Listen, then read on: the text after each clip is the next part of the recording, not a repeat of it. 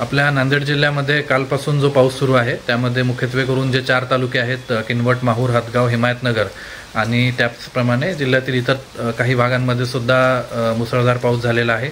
26 मंडळांमध्ये अतिवृष्टी झाल्याचं आपल्याला सकाळी आकडेवारी प्राप्त झालेली आहे। त्या अनुषंगाने काल रात्रीपासूनच बचावकार्य व मदत कार्य ज्या ठिकाणी आवश्यक आहे त्या ठिकाणी सुरू करण्यात आलेलं आहे। कुठेही कुठलीही जीवितहानी किंवा कुणी जखमी होण्याची घटना घडलेली नाही।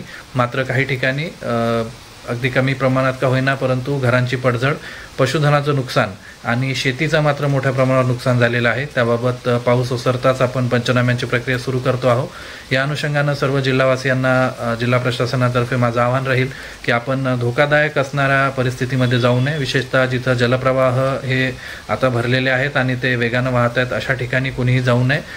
त्याचप्रमाणे जर रस्ते कुठं बंद झालेत किंवा बंद असतील तर अशा ठिकाणी सुद्धा आपण जाण्याचा प्रयत्न करू नये। सर्वप्रथम आपण स्वतःची काळजी घ्यावी। प्रशासन या बाबतीत पूर्णतः सतर्क असून कुठलीही अडचण आल्यास आपण आपल्या नियंत्रण कक्षात संपर्क साधू शकता।